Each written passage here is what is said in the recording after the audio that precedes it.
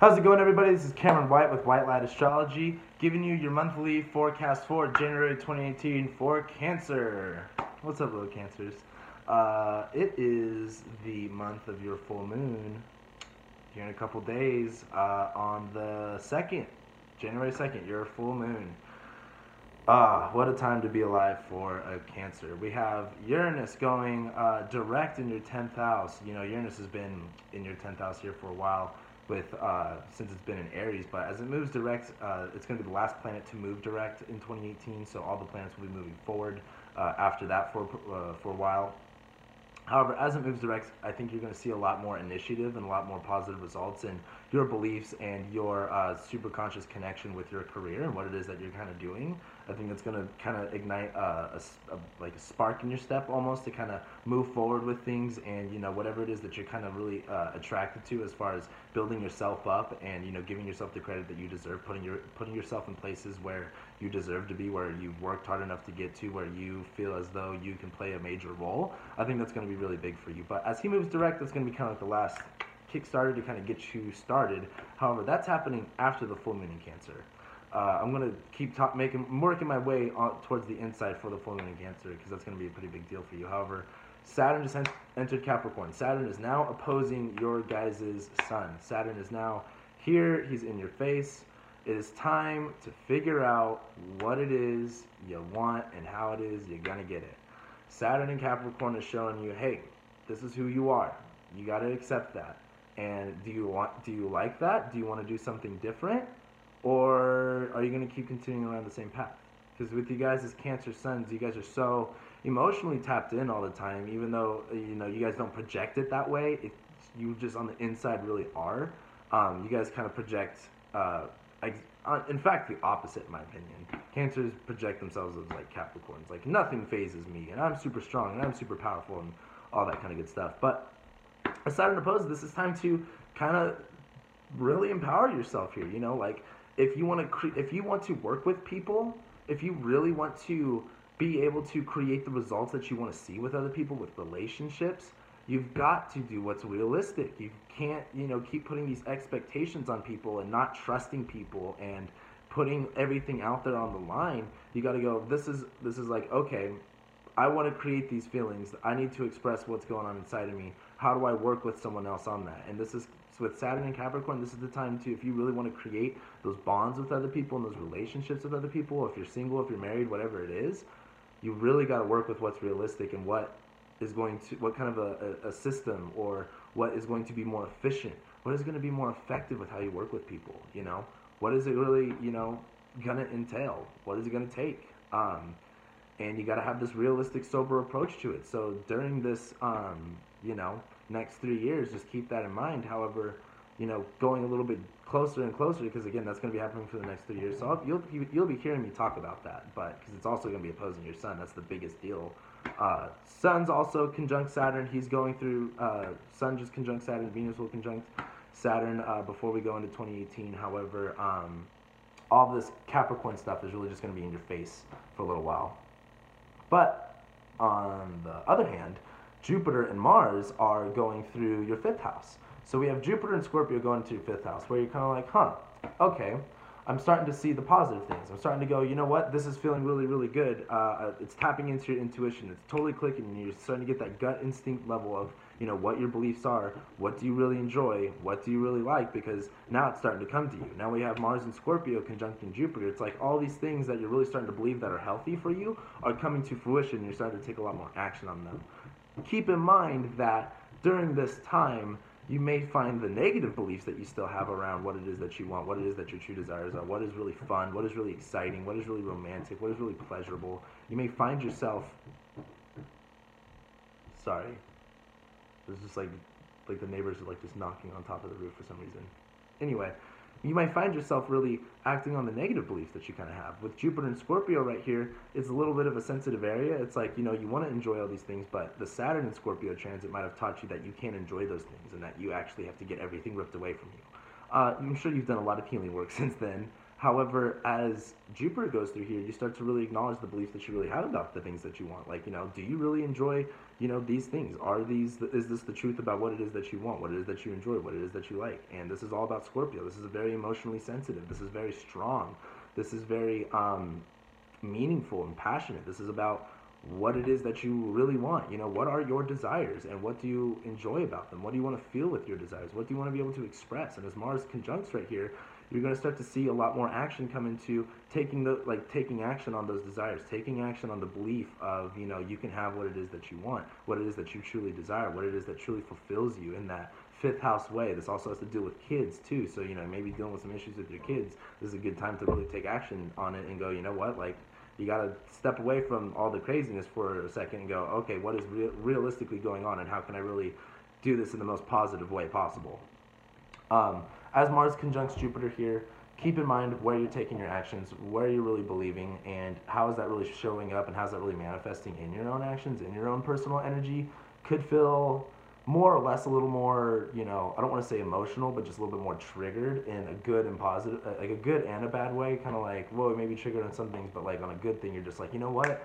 Bam, like you just can just feel it. You're going to be super psychic intuitive this next month. But Mars will go through Jupiter, Mars will go through Scorpio, enter Sagittarius, into your sixth house where, okay, if this is really what you want, if this is really what your heart's desires are, take action on it. Take fun, exciting adventure on it.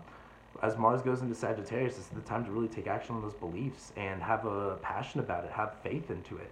And as it goes into your sixth house, how can you do this on a day-to-day basis? How can you really level out the field, Like, how can you really take consistent steps to ensure that you get to the other side? How can you? That's just a good question. As Mars goes through Sagittarius, really just start to take action on what those beliefs really are. How can you put them in a healthy way? That's another thing. Do this in the most healthy way possible. As Mars goes through Sagittarius, that's happening on the 27th of January. How can you take more healthy, positive steps towards that? How can you ensure that this is going to happen? How can you ensure you're going to get to where you're going to get to, where you want to go? So keep that in mind. Venus is in Capricorn. She's opposing all of your shit. This is just rough. Venus is making you kind of go, oh man, I want to, be emotional, but I can't. It's kind of like Venus in Capricorn is kind of like the woman drill instructor. Like, whoa, like, not used to that, but that's crazy. But that's cool. Like, I mean, super powerful and whatnot, but you kind of have to step out of that vulnerability aspect and kind of toughen up and go, okay, those are the things that I need to work on. You could feel very, insecure and very vulnerable. However, this is the time to really strengthen yourself. How are you going to work with other people? How bad do you want to work with other people? You got to put, and especially with dealing with other people, you got to look at what do you want to do that's realistic? What is going to give you, the results that you want? If you it's kind of like working with a child. Sometimes they're not going to listen to what it is that you want to do. So realistically, you got to be the kid, and you got to go, like, you got to play with what the kid wants to do. You got to let him choose his own things and whatnot. Raising child type stuff. And you kind of have to do that. You kind of have to suck it up and step into that role as Venus is in Capricorn. However, as she goes through Capricorn, just work on putting your emotions and putting what your real wants are, what you really value, what really kind of just sets your heart on fire into, focus that on not only realistic expectations. Well, I shouldn't say realistic expectations. Realistic results. Don't put any expectations on anything. But channel it in a way that's going to allow you to work with other people on this, work with different ideas, and I shouldn't say work, but really balance this out. How can you really take this, passion that you really have to go like, okay, Venus is in Capricorn. I'm tired of going through the crazy shit. I just really, really want things to be easy. I just really, really want things to, go smoothly and stuff like that. How can you work with other people on that? That's going to be a big deal for you. Mercury will go through Sag, go through your sixth house as he's been retrograde. You've kind of been like, what do I want to do? Do I want a new job? Do I, want to work out? Do I want to be healthy? Do I not? Where's everything going? Mercury's now direct through Sagittarius, starting to take a little bit more action on that, starting to see what you can really start to think about that, putting your mindset into, how can I be healthy? Where am I going to take things? And it can feel a little, anxiety ridden, but as Mercury goes into Capricorn, everything that we kind of learned with this Sagittarius, Saturn and Sag aspect through your 6th house, as well as Mercury in retrograde going through your 6th house, whatever you've basically been learning for the past 3 years, how can you take all of that information, all of that education, and put that into a mindset and apply it?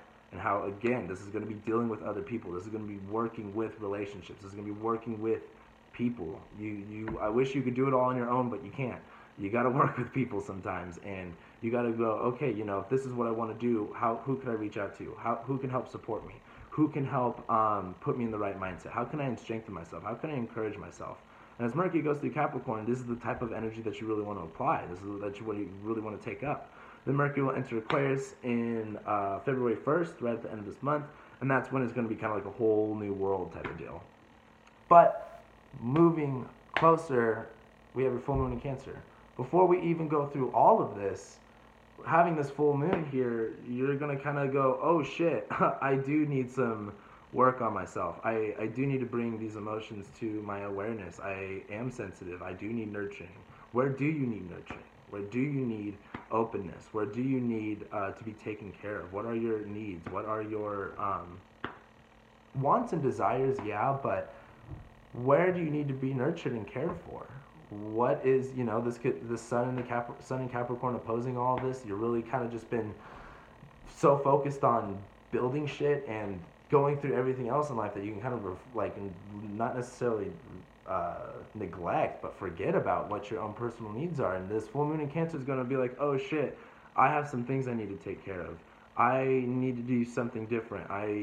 You're going to be really one with yourself here, and it's really going to kind of blow up in your face, as far as, not in a bad way, but kind of blow up in your face as, okay, what are my real needs? What are my real wants? Where do I need to be? Where do I need to nurture myself? And then we'll have the new moon in Capricorn, and that'll be the time to, as we go from the moon going from Cancer all the way to Capricorn, that's when you're going to start to not only see the initial needs that you're going to want to focus on, where you really need nurturing, where you need that self-love, but as we work through the moon in Capricorn, the new moon in Capricorn, that's where it's going to be time to take action. Where can you ask for support in your life?